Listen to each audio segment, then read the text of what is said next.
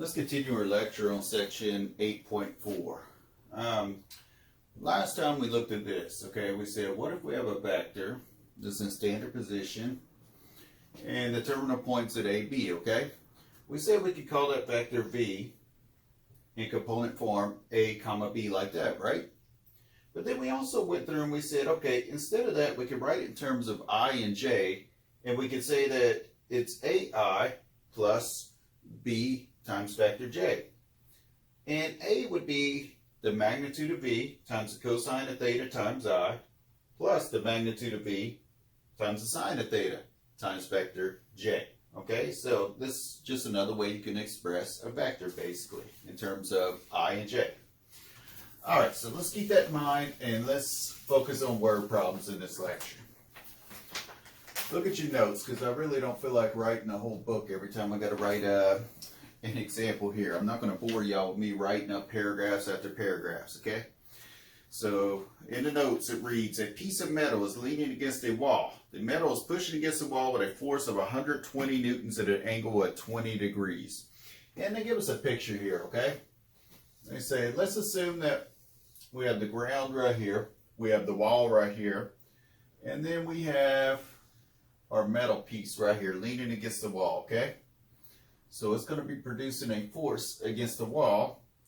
And I'm going to call this vector F right here, okay? Basically the vector from here to here, okay? Then it says, what do we have? An angle of 20 degrees here between the ground and the metal. Write the force vector F in terms of I and J. Round the components to the nearest tenth of a Newton. All right. So what do I know about this force that is exerting against the wall?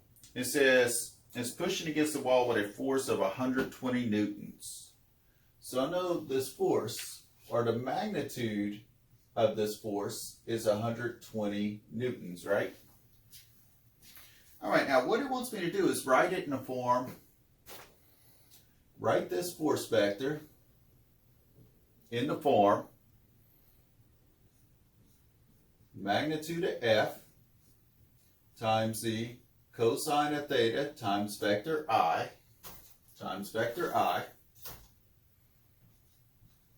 plus the magnitude of the force vector times the sine of theta times J. That's what they mean whenever they say write the force vector F in terms of I and J. They mean do it like this in terms of the vector I and the vector J. Alright, so let's see. So this force vector is going to be the magnitude of the force F. The magnitude of F we said was 120 times the cosine of theta times I. Well, what is theta in this case? Theta is 20 degrees. 20 degrees times I plus the magnitude of my force vector again is 120 times the sine of theta we said was 20 degrees times J. Alright, so let's calculate here. What do they tell me to do with this? They tell me to round it to the nearest, what, 10th?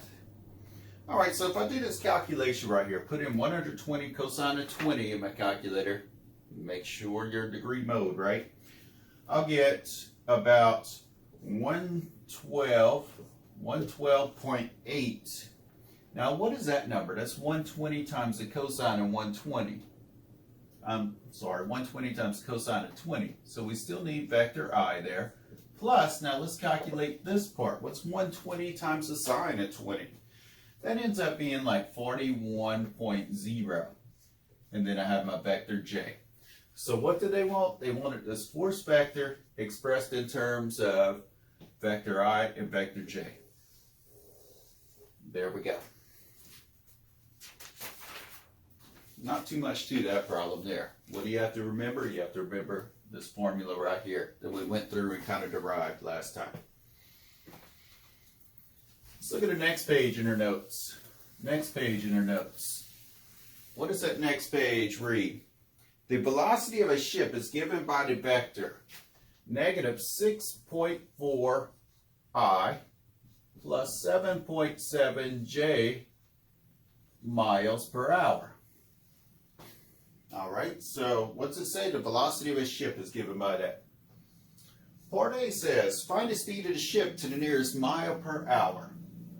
Find speed, and we're going to round to the nearest mile per hour.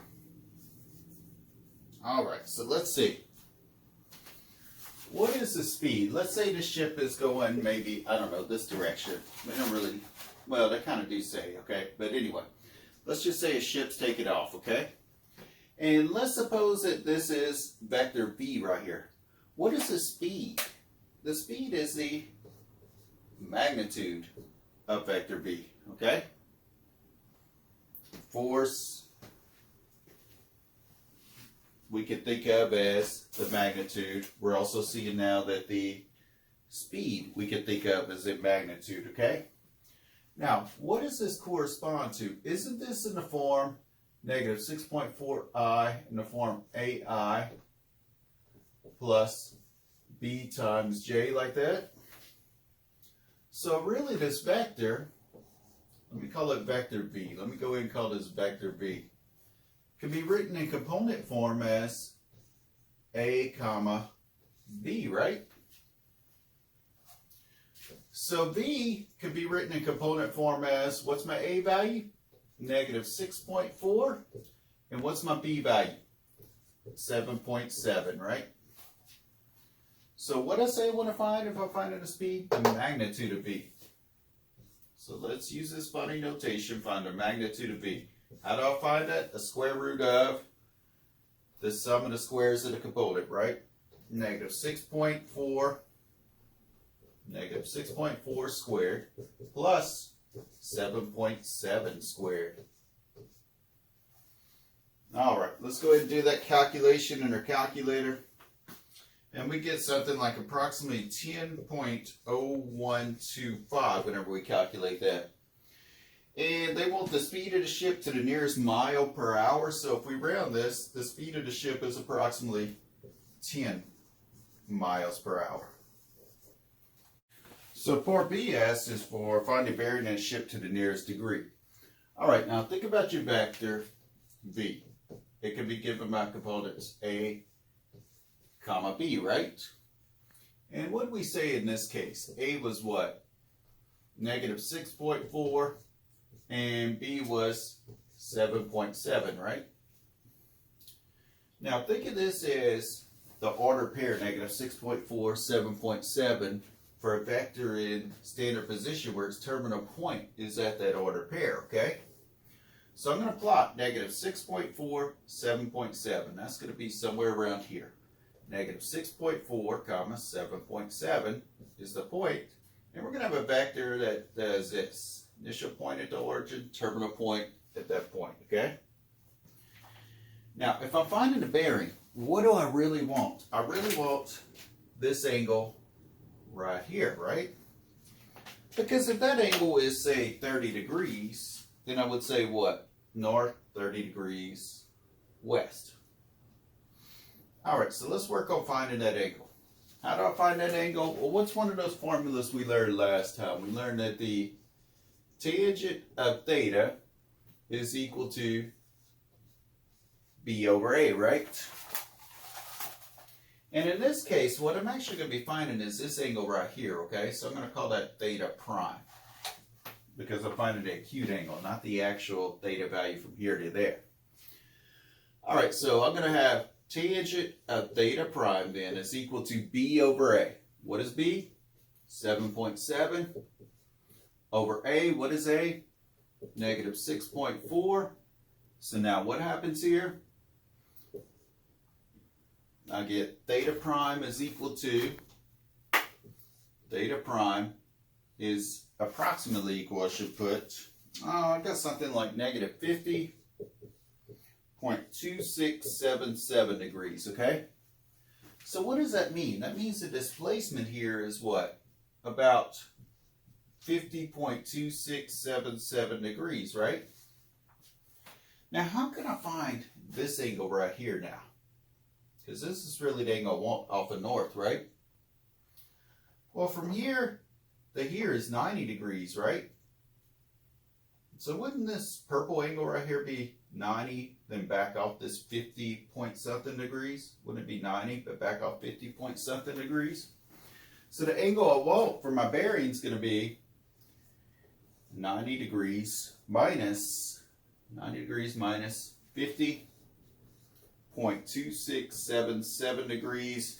And what does that give me? That gives me approximately 39.7323 degrees, okay?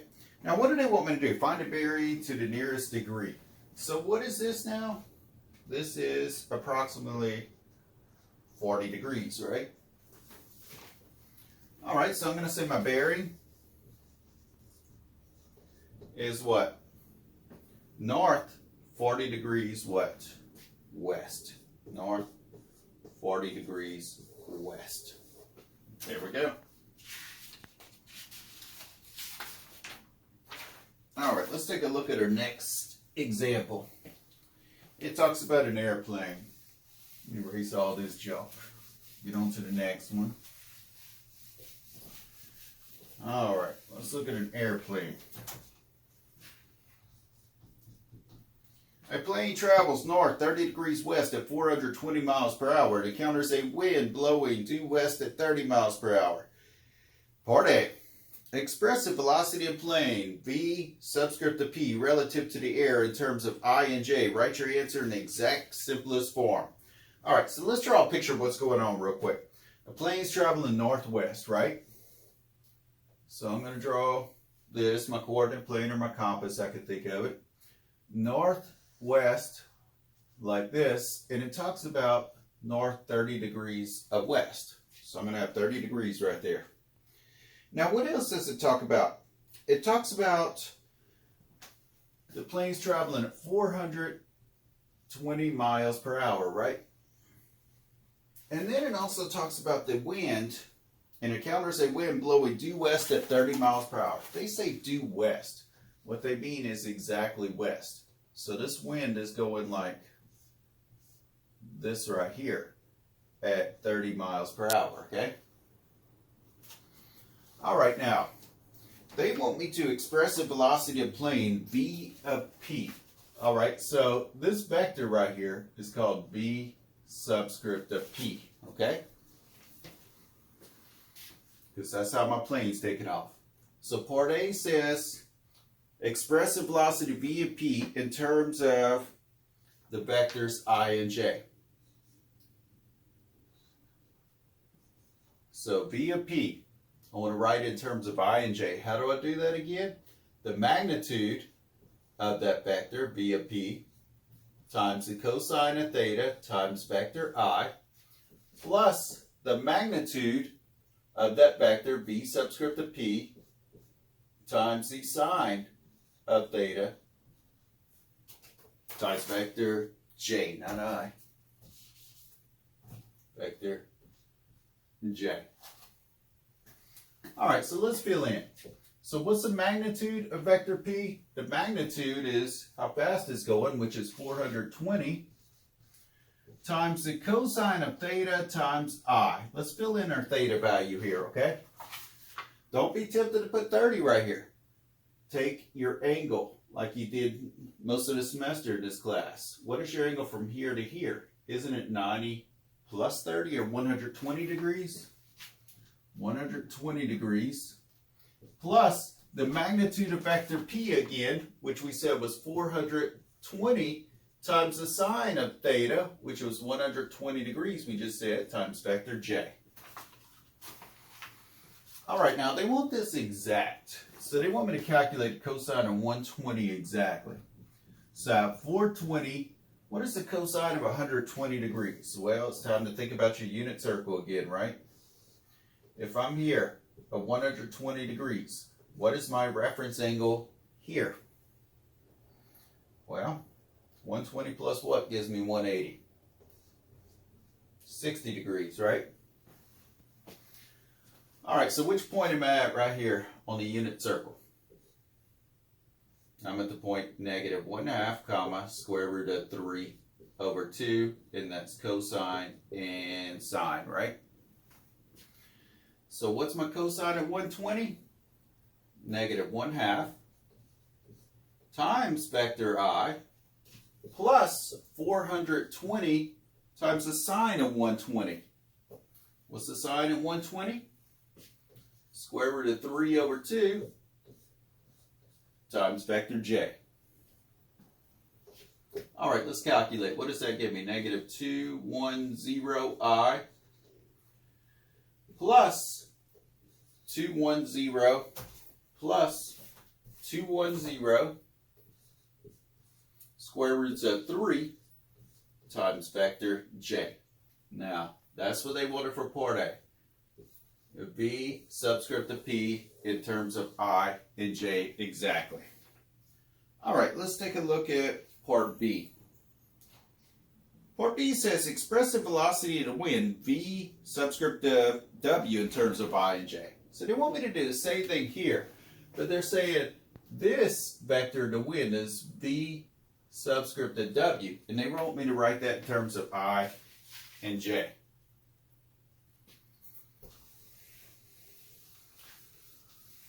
Well, let's see. This time I'm going to find the velocity of the wind. So I'm going to use the same formula right here. So my velocity of my wind, that vector is going to look like this. The magnitude of the wind vector, how fast is the wind blowing? 30 miles per hour times the cosine of theta. What is my angle of the wind? It is 180 degrees, right? 180 degrees times I plus the magnitude of the wind vector, which is 30 again, times the sine of 180 degrees again, times J. All right, let's see. This gives me 30. What's the cosine of 180 degrees? Negative 1 times vector I plus 30 times the sine of 180. What's the sine at 180 degrees? Yeah, 0 times vector j. All right, so if I calculate this, I get negative 30I plus 0, right? Or could I just say negative 30I like that? And what is that? That's my V subscript of 0, or I'm sorry, subscript of W in terms of I and J. I guess technically in terms of J, I need plus 0J. There we go. That was part B. C. Express the true velocity V of t in terms of I and J and find the true speed of the plane and write your answer exact. Alright, so I need a true velocity. So what in the world are they talking about here with the true velocity? Alright, so what's going on? Your plane's flying like this, right? But the wind is blowing this way. So it's going to be hitting on that plane, and that plane's actually going to go more like this, right?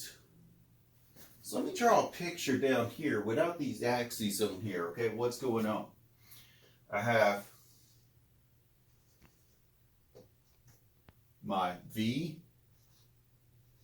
subscript of P, how my plane's flying. It's flying like that, right? Remember, I could take this vector and I could translate it as long as I keep it, what, the same size and pointing in the same direction, okay? And the same thing here. I could take this vector and translate it anywhere I want as long as it stays the same size and doesn't change direction, right?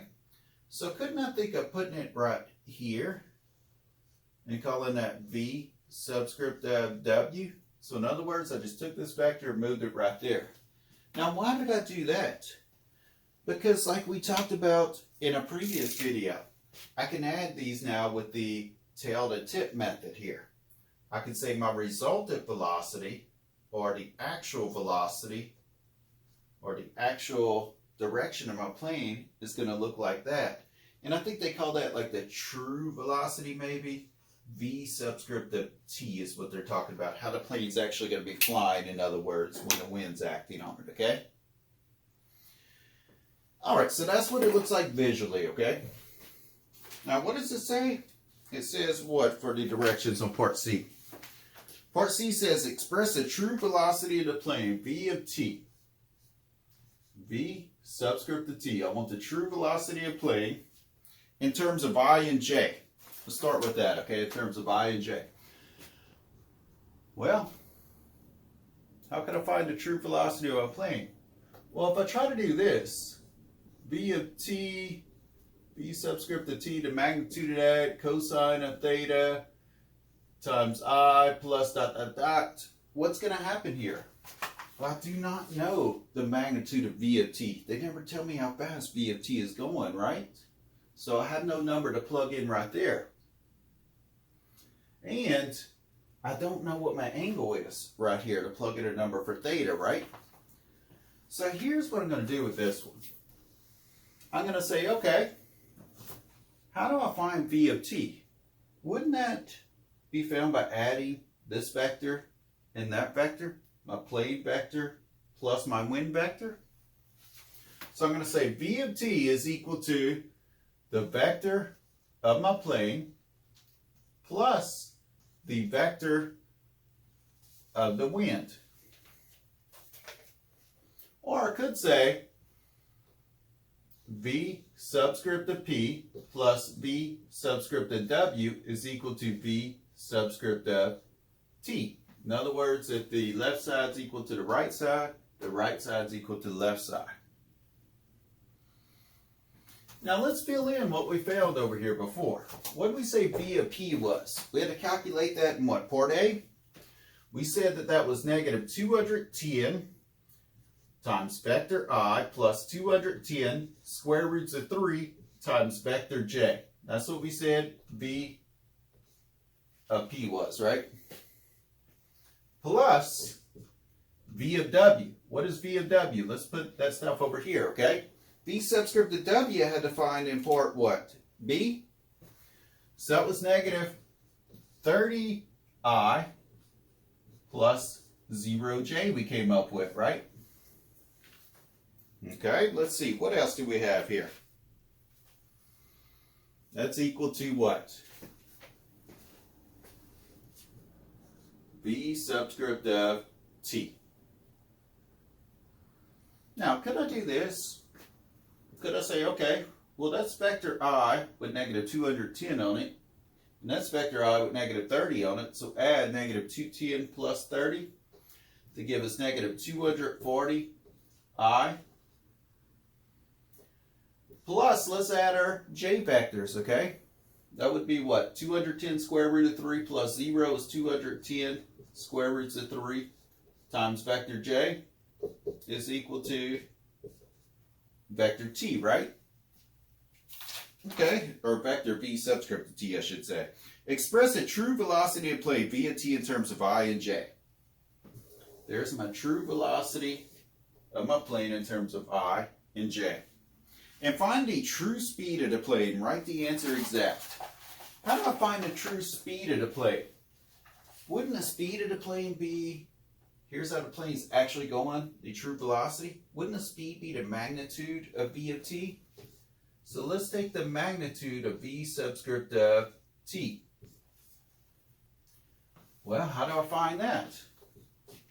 Isn't it the square root of a squared, which is negative 240 squared, plus b value, which is 210 square roots of 3 squared? Sure is. Whenever I calculated this, let's see, what did I get here? I got something like the square root of 189900. And then whenever I divided this by 900, I got 900 times 211. And the reason why I divided by 900, because 900 is a perfect square. All right, which gave me 30 square roots of 211, okay? So what did they tell me to do here? They told me to find a true speed of the plane.